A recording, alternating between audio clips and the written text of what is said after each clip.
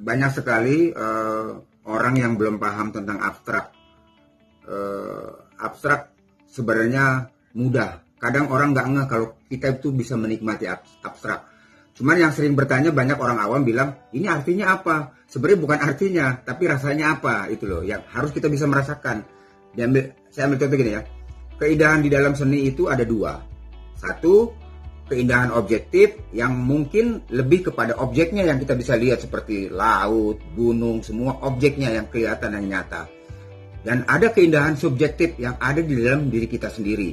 Semisal contoh, ketika kita mencium parfum wangi jasmin atau melati itu, nah itu interpretasi orang itu akan berbeda-beda. Ada yang merasa romantis mencium wangi itu, ada juga yang merasa damai, tenang gitu, ada juga yang merasa ngantuk gitu. Nah itu interpretasi orang seperti itu. Jadi sebenarnya abstrak itu sebenarnya mudah, asal jangan dibilang ini bikin apa, ini bentuk apa. Itu tidak bisa ketemu karena dia ada di otak kiri. Ketika kita melukis abstrak itu kita dengan menggunakan otak kanan yang tidak lebih kepada logika, bukan dunia logika, jadi dunia rasa. Saya ambil contoh lagi, ketika kita masuk untuk menikmati spa, dunia spa kan tahu ya bahwa di situ ada mempertajam keseimbangan indera rasa kita, seperti indera penciuman hidung, indera telinga yang dengar tetesan air satu persatu di dalam keheningan. Terus indera mata, kita melihat screen dari TV besar, melihat alam dan hujan, angin meniup ilalang seperti itu kan juga indera mata. Jadi semua indera yang kita biasa kadang-kadang terlupakan dipertajam dengan adanya spa. Nah itu sebenarnya abstrak. Jadi abstrak yang ada maksudnya keindahan yang ada di dalam kekayaan diri kita sendiri. Jadi kalau bahasa gamblangnya cita rasa kita, cita seni kita punya, nah itulah abstrak. Di situ ada, kita dengarkan musik juga sama seperti itu, kayak musik suling yang tidak pernah, yang bukan ada lirik ya, tapi irama saja. Itu alur alam pikir kita bisa terbang kemana-mana. Tapi kalau tidak bisa memakai alam rasa, itu logika yang main ini apa enaknya, nggak akan pernah bisa ketemu. Makanya kalau abstrak, jangan mencoba melihat ini apa ya, mencari bentuk itu nggak akan ketemu. Ada juga memang ada bentuk tapi sedikit dikaburkan, diminimalkan. Itulah abstrak. Jadi sebenarnya mudah kalau kita melatih, membiasakan diri bahwa kita masuk ke ruangan merah, seperti apa emosi kita, itu akan berpindah-pindah. Kita masuk ke ruangan biru, emosi kita juga akan berubah. Masuk ke ruangan hitam, 3 menit itu frekuensinya akan beda-beda. Jadi itu kurang lebih penjabaran abstrak seperti itu. Jadi lebih kepada alam rasa, lebih kepada subjektif ya. Itu James Gray atau Black di encer sedikit nanti. Saya punya ada lagi Burnt Tiger Eye Genuine, atau boleh bilang bahasa mudahnya sepia atau dark brown atau burnt umber. Satu, terus ini red iron oxide atau bisa juga burnt sienna yang mirip-mirip. Tapi kalau Daniel Smith pasti ada granular warna sepia. Ini ada granularnya. Yellow, New Gambus, tapi bisa juga pakai yang cadmium atau lemon yellow juga tidak apa-apa. Pokoknya saya kalau warna hanya mendekati saja, tidak boleh persis, tidak boleh sama. Jadi selera masing-masing, mendekati aja ya. Jadi nggak akurat harus warna ini, enggak. Oke, ini ada pearl orange-nya juga boleh apa aja dengan visual yang subjektif. Oke, jadi harus berani meminimalkan objek kesan yang kita ambil. Jadi bukan secara utuh bahwa daun ini daun lotus, tapi bukan. Oke, siap. Jangan lupa berdoa teman-teman kalau mau mulai.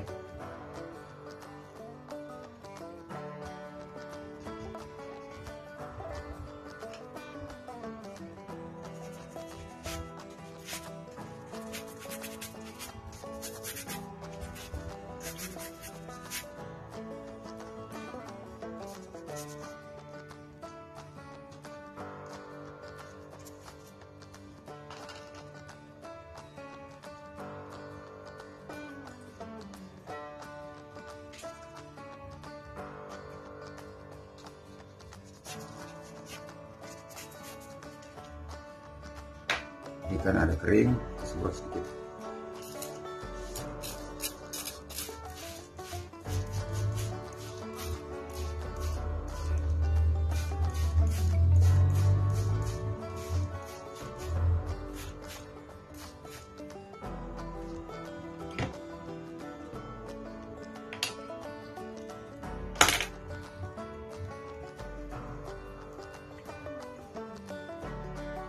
Ini pakai gagang kuas, jangan salah ya, pegang begini jadi kuat sekali, tapi jangan terlalu nafsu. Kita tarik garis ya dengan yang lebarnya, bukan yang kecilnya, yang lebarnya ya. Oke, jangan takut, ingat.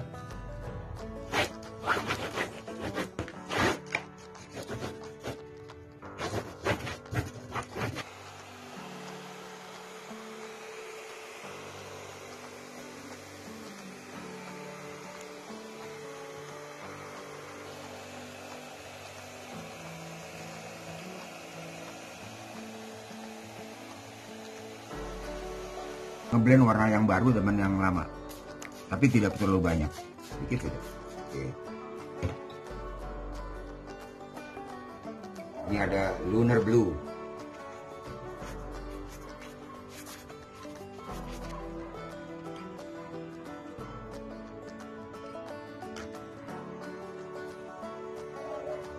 Ini Hematite, bisa juga pakai Lunar Black atau apa, Ivory Black bisa.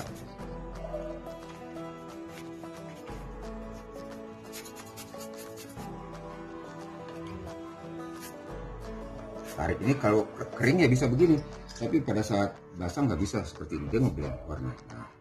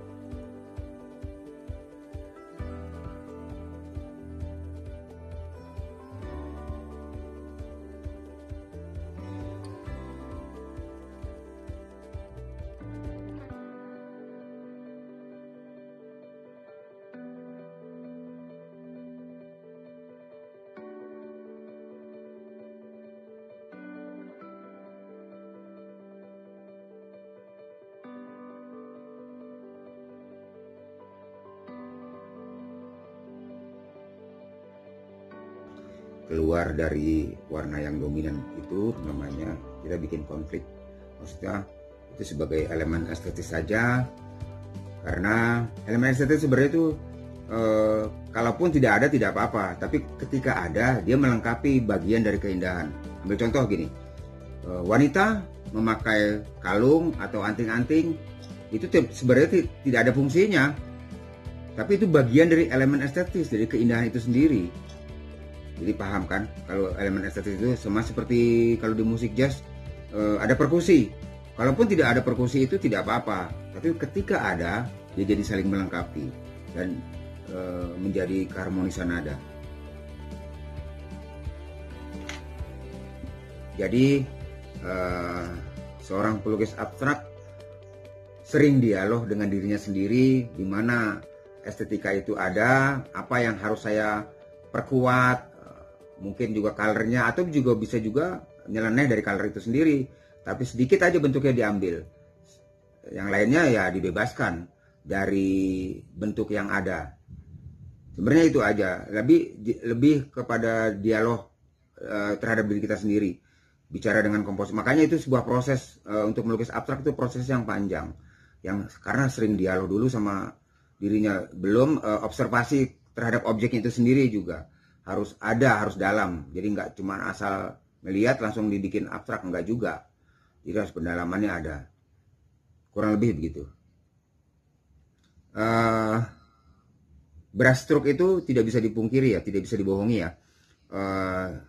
Orang itu ragu atau tidak itu terlihat sekali, brushstroke kuas itu. Jadi disitulah bisa menilai. Ke satu, poin pertama. Poin kedua adalah komposisi, bermain komposisi. Kalau abstrak tidak main komposisi, asal penuh segala macam, itu udah pasti, menurut saya yang sebagai seorang juri ya, itu jadi nggak karu-karuan.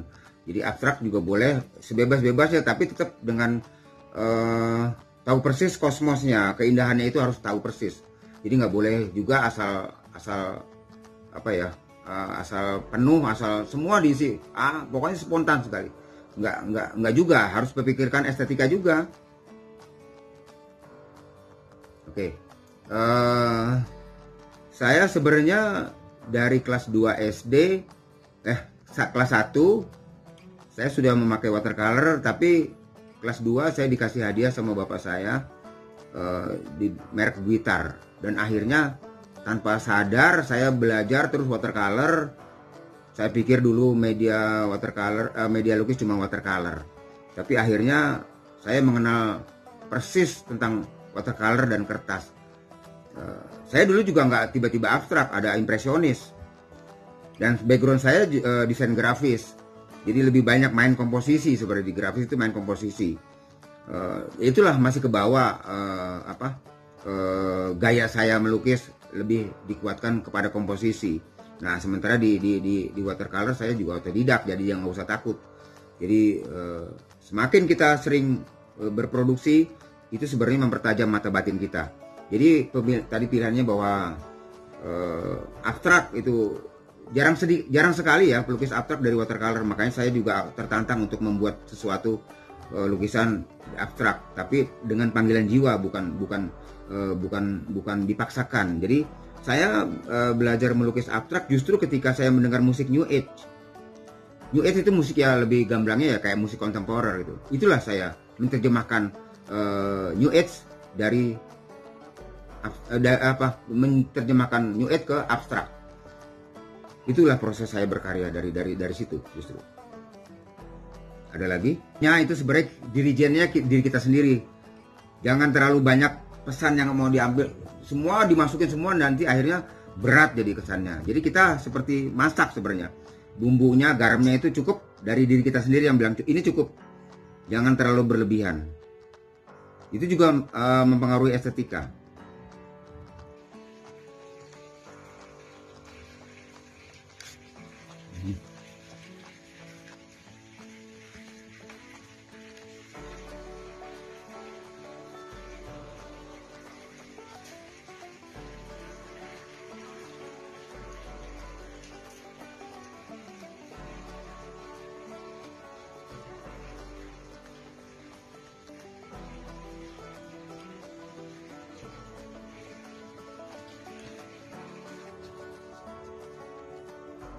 Terima kasih sudah mampir di channel ini. Kita akan ketemu lagi di vlog selanjutnya.